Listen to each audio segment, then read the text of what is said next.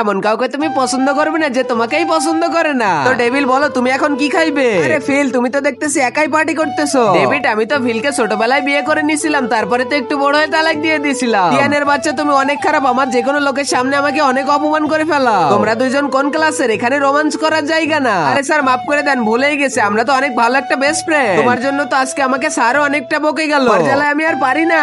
আরে এই টেবিল এত দুলতেছে কেন? আমি কিভাবে লেখাপড়া করব? ঠিকভাবে তো একটু লেখাপড়াও করতে পারি না। ওটা শুনে তো তিয়ান সামনে যায় আর ওই টেবিলটা সে ঠিক করে দেয়। আরে এটা কি হলো? টেবিলটা ঠিক হয়ে গেল কিভাবে? এ তো করতেই পারে না। ঠিক ওই সময় তো ডেভিড ক্লাসের ভিতরে চলে আসে। আরে ডেভিড তুমি আমার এই টেবিলটা ঠিক করে দিয়েছো তাই না? ডেভিড তো অনেকক্ষণ ভেবে বলে হ্যাঁ আমি করে দিয়েছি। গান গাওয়া প্রতিযোগিতায় অংশগ্রহণ করতে পারলে তোমাকে দেওয়া হবে 1 লাখ টাকা পুরস্কার। এটা তো এখনই করবো। আরে আস্তে দৌড়া, তুমি তো পড়ে যাবে। আরে ফোনটা ভেঙে গেল। এভাবে যদি তুমি বলো তাহলে ভাঙবে না তো কি হবে? তারপরে যা হলো। আর আগে মহান আল্লাহকে তুমি ভালোবাসলে লাইক এন্ড সাবস্ক্রাইব করে দাও। আর পার্ট 2 দেখতে চাইলে অবশ্যই কমেন্টে পার্ট 2 লিখো।